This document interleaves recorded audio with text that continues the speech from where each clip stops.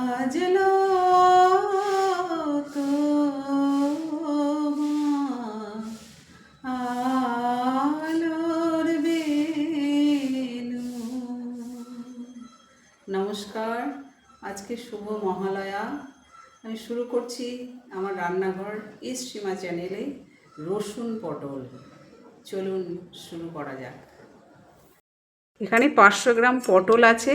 পটলটা প্রথমে আমি ছুলে লম্বা লম্বা করে কেটে নিয়েছি। বন্ধুরা, আমি ছুরিতে কাটতে কমফোর্টেবল বোধ করি না, তাই জন্য আমার বটিতে কাটাই অভ্যেস। আমি বটিতেই কেটে নিচ্ছি। আর কাটাটা তোমরা একটুখানি দেখে নাও। লম্বা করে কেটে মুখগুলো চিড়ে চিড়ে নেব, যাতে মশলাটা এর ভেতরে সম্পূর্ণরূপে ঢুকতে পারে।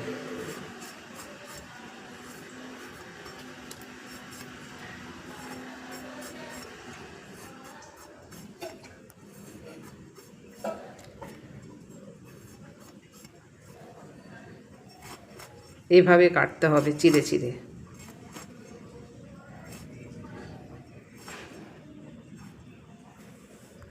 রসুন পটলটি বানাতে লাগছে, পটল চিড়ে রাখা হয়েছে আর এখানে সব পটলগুলো ধোয়া হয়েছে। এখানে 500 গ্রামের মতো পটল আছে, রসুন আছে, আর ফোড়নের জন্য আছে জিরা আর তেজপাতা। আর এখানে জিরাটা শিলপাটায় বেটে নেওয়া হয়েছে, আর হলুদ আছে। জিরা বাটাটা যে আছে এর সাথে লঙ্কা আর ধনে একসাথেই বেটে নেওয়া হয়েছে। প্রথমে ফোড়নে তেজপাতা আর সাদা জিরে দিয়ে দিলাম। এবার পটলগুলো এক একে ছাড়বো, সিজবে।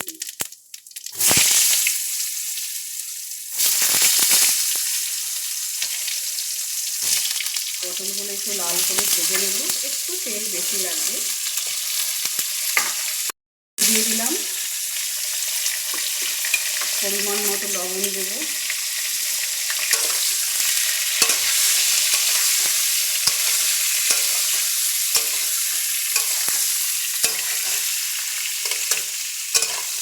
পটল তো অনেকেই অনেক রকমভাবেই রান্না করে, এটা একটা আরেক রকমের রান্না, রসুন পটল। কারণ এখন তো পটল প্রায় শেষের দিকে, পটলের ডালনা আর ভালো লাগে না। এবার পরিমাণ মতো লবণটা দেব। আপনারা যে যেরকম লবণ খাবেন সেই স্বাদ অনুযায়ী দেবেন।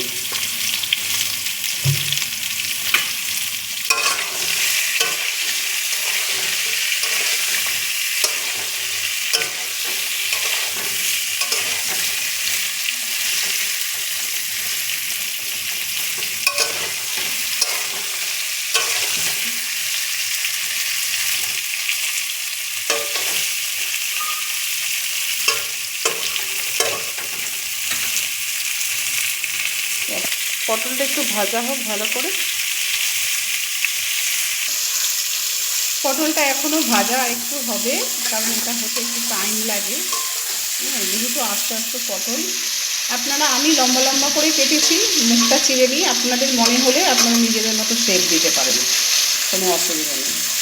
আজ থেকে মাতৃপক্ষ শুরু। আজ শুভ মহালয়ার দিন, খুব ভালো দিন। আপনারা সবাই আনন্দে থাকুন, ভালো ভালো রান্না করুন। কাল প্রচণ্ড বৃষ্টি গেছে, মনটা খারাপ ছিল।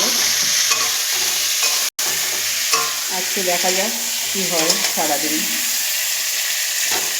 এবার আস্তে আস্তে আমি, যেহেতু রসুন পটল, একটা রসুন ছোটো রসুন, তাই আমি পুরো নিয়েছি। এই রসুনটা এবার আমি আস্তে আস্তে দিয়ে দেবো। আর যদি অনেক বড় রসুন হয় তাহলে আপনারা অর্ধেকটা দেবেন।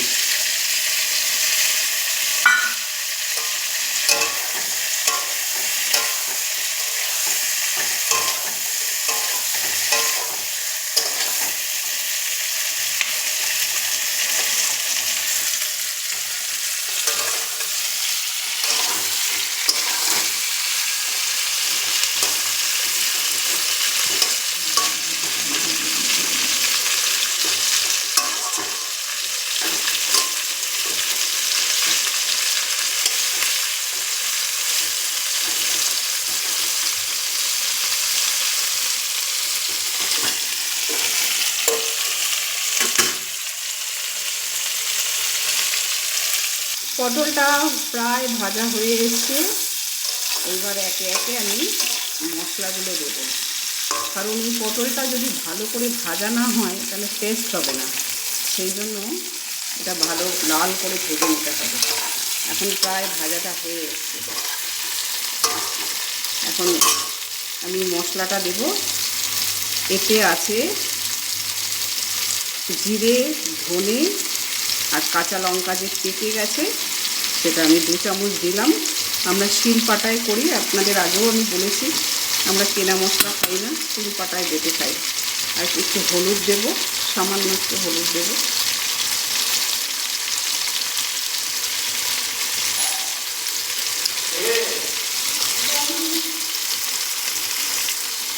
একটু জল দেবো কষানো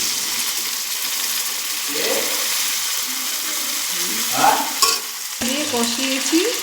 এবার সামান্য একটু মিষ্টি দিচ্ছি, আপনারা আপনাদের টেস্টের বুঝে দেবেন। সামান্য একটু জল দেবো, কারণ না হলে মশলাটা পুড়ে যেতে পারে, সেই জন্য।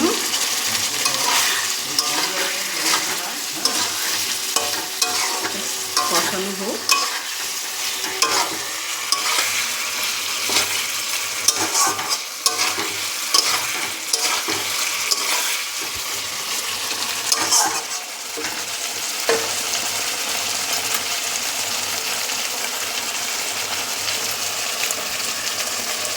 কি সুন্দর কালার একটা চলে এসেছে, আর ক্যামেরার ওপরে তো যাচ্ছে না, খুব সুন্দর একটা সেন্ট বেরিয়েছে। আপনারা যখন করবেন তখন বুঝতে পারবেন। এটা ভাত, রুটি সব কিছুর সাথে খেতে পারবেন। রুটি, পরোটা। প্রায় হয়ে এসেছে কষানো।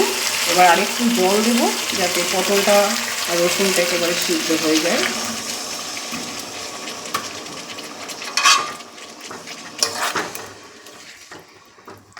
এটা একদম গা মাখা মাখা হবে, কোনো ঝোল থাকবে না।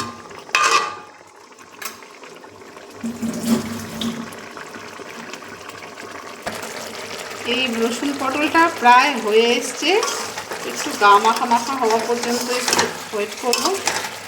হ্যাঁ, এটা পশ্চিমবাংলারই একটা ডিশ, বাঙালি ডিশ।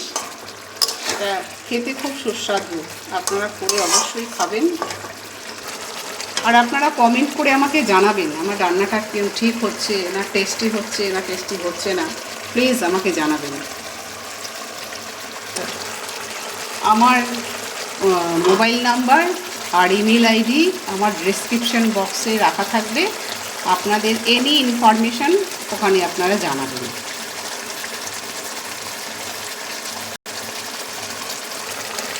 রান্নাটা প্রায় হয়েই এসেছে, আর হয়তো সামান্য 2-1 মিনিট হলেই পুরো কমপ্লিট হয়ে যাবে। দেখুন খুব সুন্দর একটা কালার চলে এসছে।